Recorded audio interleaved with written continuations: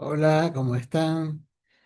Continuando con la lectura de El espacio exterior en Santa Fe Colonial, en esta oportunidad traigo la traza santafesina, uno de los puntos que en la investigación hace foco en esa idea del espacio histórico y del espacio real, del espacio tangible y del espacio que rememoramos a través de las páginas del pasado. La traza santafesina. La empresa de Garay, largamente estudiada por eruditos historiadores, nos sitúa ante un hecho geopolítico contundente: fundar ciudades. Solo de esta manera la conquista y la colonización tiene su razón y sentido. Garay parte de Asunción con un plan determinado: el fundar ciudades en la ribera del Plata y del Paraná. Esto significaba materializar un eje político-económico de importancia que tendría a Asunción como cabecera y a Buenos Aires como extremo límite. Entre ambas, Santa Fe, punto intermedio de consolidación y abastecimiento del itinerario fluvial. Se buscaba de este modo una comunicación que permitiese el trato desde el Paraguay y Brasil con el Perú y de este con la península por los caminos del Tucumán. En tren de explorar para fundar, Juan de Garay ubicó un sitio adecuado a orillas de un río del Paraná, sobre tierra firme, propio por sus aguas y leñas y pastos y pesquerías y casa y tierras y estancias para la perpetuación de la ciudad. Fortificado en el recinto señalado, y Garay salió a recorrer la costa con un bergantín en dirección al sur, dispuesto a empadronar a los numerosos indios de la comarca. Esto es una cita de José Luis Busaniche de Historia Argentina. Al tiempo de encontrarse en la desembocadura del río Carcarañá, el bergantín de Garay fue puesto en peligro por los indígenas. Salvaron esta emergencia los soldados de don Jerónimo Luis de Cabrera, fundador de Córdoba, quien se encontraba provincialmente en plan de reconocimiento de las adyacencias del Paraná, considerado por Cabrera como marca jurisdiccional de aquella ciudad del Levante, por haber fundado el puerto de San Luis sobre la costa del Paraná.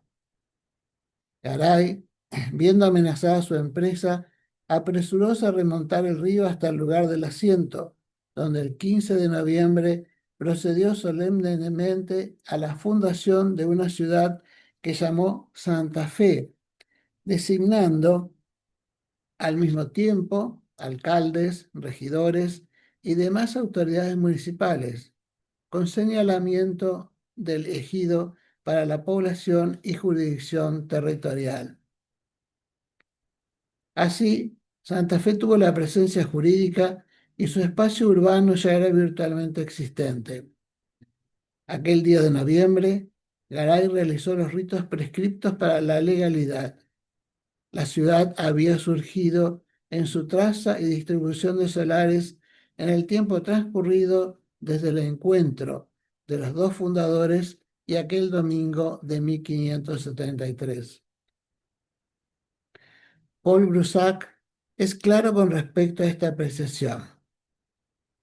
El 15 de noviembre del mismo año, o sea, 1573, levantadas las construcciones públicas y particulares que vimos iniciarse 4 meses antes, empadronados los indios y repartidos, conforme a una traza señalada de antemano, los solares y chacras, así como las suertes de estancia de los vecinos, Garay procedió a los actos ordinarios de la fundación definitiva y asiento de Santa Fe: nombramiento de alcaldes, regidores y demás autoridades municipales, no significando que toda la ciudad estaba ya edificada.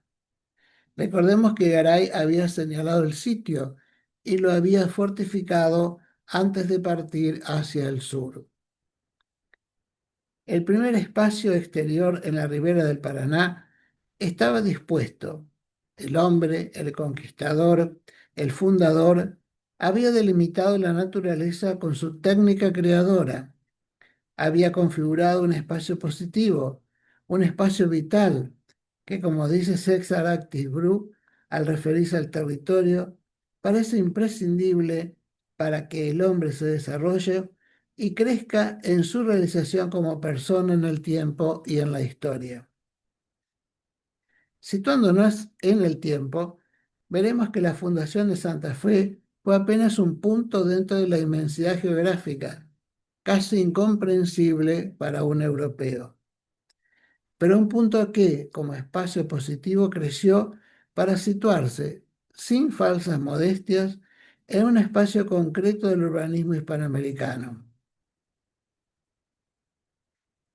Santa Fe tuvo su traza para acotar esta escala inconmensurable y llevarla a la escala del hombre. Y con algo de primitivo axis mundi vertical, de ombligo, ónfalos griego, o de caput mundi romano, amén del simbolismo de orden y justicia real, se plantó el rollo de la justicia en medio de la plaza.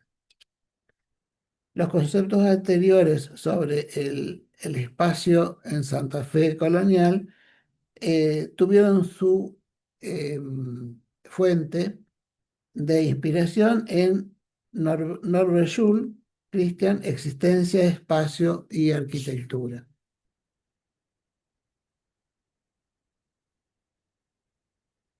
Dice el acta, otros sí mando a alcaldes y regidores, vayan conmigo y en el comedio de la plaza de esta ciudad, me ayudan a alcar y elaborar un palo para rollo para allí, en nombre de su majestad y del señor Juan Ortiz de Zárate, se pueda ejecutar la justa de los delincuentes conforme a las leyes y ordenanzas reales.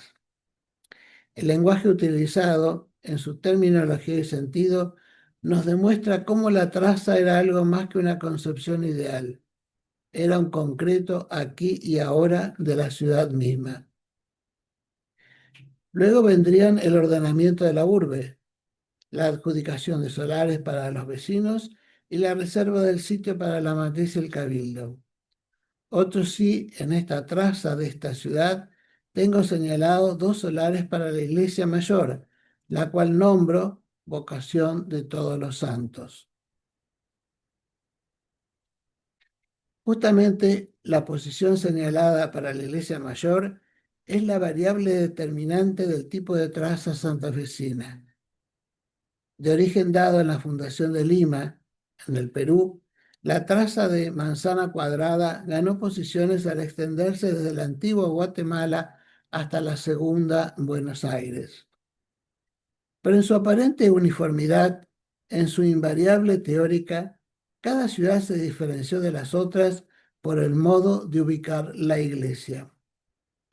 De los primeros templos que presentaban el muro lateral a la plaza, esto de raíz medieval, a las iglesias con su fachada principal abierta al espacio público, esta sí influencia renacentista, la concepción urbano-arquitectónica determinó variaciones particulares que condujeron a Jaime Salcedo a diferenciar, según la corriente de poblamiento, 3 tipos de traza: la santafesina, usada en Santa Fe, Buenos Aires, Salta, San Juan y Córdoba, con la iglesia dispuesta en la cabecera hacia el norte, la jujeña, en Jujuy, Catamarca, donde la iglesia tiene el altar mayor dirigido hacia el oeste, y la tucumana con ingreso hacia la plaza y sobre el norte, en tanto la cabecera orientada hacia el sur.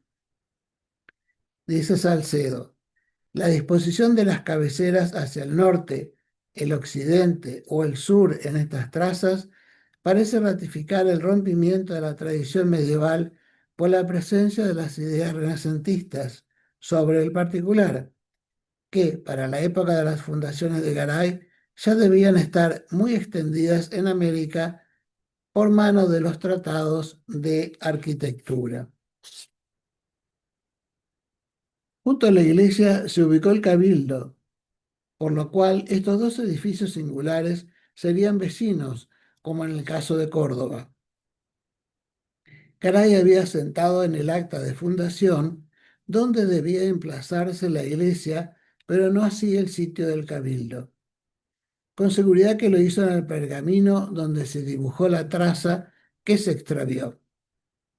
En 1590, en sesión capitular, se decidió mudar las casas del cabildo y cárcel al otro lado de la plaza, en el solar de Francisco de Sierra, compensándolo también en metálico por el trueque y las mejoras. De esta manera, la primitiva ciudad tuvo variación en su paisaje urbano, a los pocos años de comenzar a construirse. Vale la segunda posición del cabildo para considerar el espacio exterior y su diseño. Ahora bien, dentro de la traza, ¿dónde se dejó el espacio plaza? El damero se extendió por 11 cuadras a lo largo del río, y de norte a sur, y de 6 cuadras de este a oeste. Y la plaza se ubicó excéntricamente, como en las poblaciones ribereñas. En las ciudades portuarias, la forma del área central se veía alterada por el desplazamiento de la plaza sobre la costa, protegidas a la vez por un fuerte, como sucedía, por ejemplo, en Buenos Aires, lo cual limitaba la expansión residencial de esa zona. Santa Fe no se apartó de la regla general. La manzana comprendida entre el río y la plaza fue morada por Garay y sus descendientes. Se asentó el poder conquistador y militar y convirtió a la plaza en un espacio exterior con límite preciso en los 4 bordes edificados. Las perspectivas abiertas a la naturaleza llegarían más tarde, con el barroco y el romanticismo. En aquel entonces primó la solidez, las razones tácticas y, ¿por qué no?, el derecho de conquista. A partir del núcleo jerarquizador de la plaza, el reparto de solares urbanos se atuvo a una rigurosa repetición del reparto de botín, en función de las aportaciones hechas a la empresa.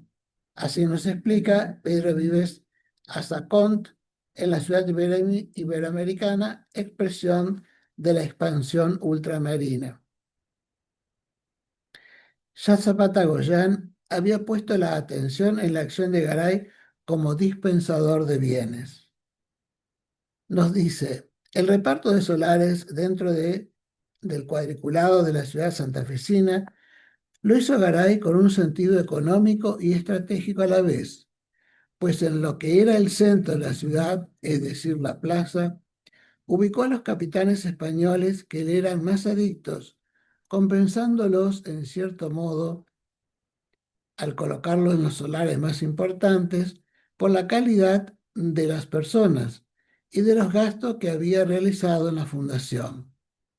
Así ubicó en la proximidad de su casa al capitán Espinosa, a Feliciano Rodríguez y a Francisco de Sierra, que fue su terrateniente, perdón, que fue su teniente de gobernador, adjudicándoles además las mejores suertes de estancias en la otra banda, junto a la suya, que después fue de su yerno Hernandarias de Saavedra, a los capitanes Espinosa y Rodríguez, con Alcaraz, Diego, Bañuelos y Antonio Tomás. La traza dejaba de ser una disposición para hacer un orden espacial. Los habitantes, levantando sus moradas, constituyeron sus órganos de gobierno, tributando culto al juez supremo. iban significando el espacio gradualmente, con férrea voluntad, conscientes de generar una nueva dignidad. Como parte indisoluble del proceso conquistador, colonizador, evangelizador, las órdenes mendicantes no tardaron en llegar a Santa Fe. Primero los franciscanos, luego los dominicos. Posteriormente se sumaron los jesuitas y por último los mercedarios. Cada orden tuvo su ubicación en relativa proximidad a la plaza, excepto los jesuitas, definitivamente asentados en el solar que lindaba con el de los herederos de Garay y frente a la plaza. El resto delimitó áreas y feligresía que, a la postre, generaron barrios o donde se concretizaba la relación humana existencial dentro de la ciudad. Por estos barrios, conviene aclararlo, estaban definidos en buena medida por las preferencias devocionales de la feligresía más que por límites precisos de los que, por otra parte, carecían. Así nos explicaba Calvo Luis María. Muy lentamente la ciudad intentaba crecer, mas las diversas razones antes expuestas obligaron a la mudanza más al sur, a unos 80 kilómetros del sitio fundacional. Y con ello, el tema de la traza nos ubica en el nuevo y actual sitio, para la cual don Agustín Zapata Goyán nos ofrece la siguiente página, insuperable en su exactitud y síntesis apropiada para este estudio.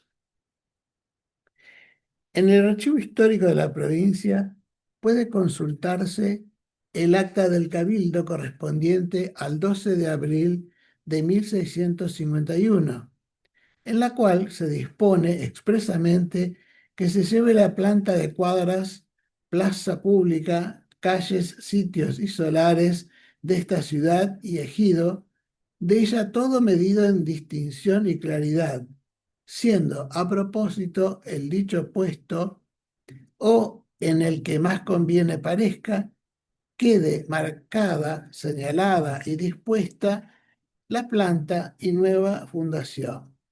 Y los vecinos, siéndolos mandado y dado orden, como haya de ser, puedan ir mudándose sin dificultad. Sería prolijo abundar en citas que conformen y ratifiquen esta disposición expresa del Cabildo.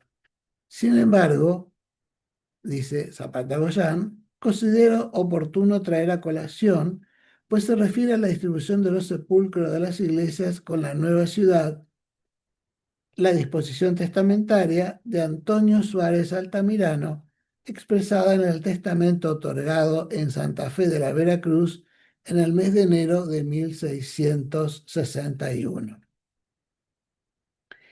Y te mando que, si Dios fuera servido llevarme de este presente vida, mi cuerpo sea sepultado y se entierre en la iglesia matriz de esta ciudad, y en la sepultura donde se enterró mi padre, cuyo derecho me compete, atento a que esta nueva población de presente no hay capacidad para el sitio señalado, es mi voluntad y pido a mis herederos que cuando se haya hecho la iglesia, conforme mis huesos se muden y traspasen a la dicha iglesia y se pongan y sepulten en la parte y donde tocare esa dicha sepultura de mis padres, según que consta y está en la matriz del sitio antiguo de esta ciudad.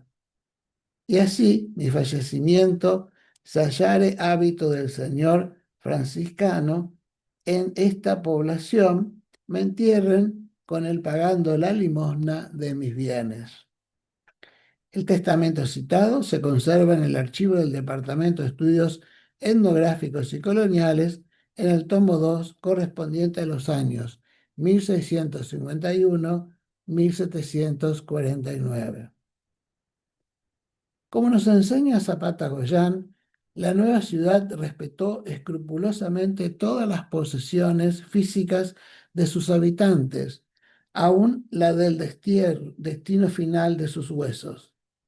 Para concluir, con la referencia del nuevo emplazamiento y su traza, citaremos el acta levantada en sesión capitular del 21 de enero de 1653, donde se resuelve que para el 1 de febrero de dicho año se amojonen los sitios para vivienda de la nueva ciudad. Y como el plano de fundación se había extraviado, la repartición se debía poner de acuerdo con la traza existente de la ciudad vieja. Y así Santa Fe volvió a nacer. Y con sus 4 siglos de existencia, la ciudad colonial aún permanece subyacente en la conciencia y en el desarrollo de los nuevos tiempos.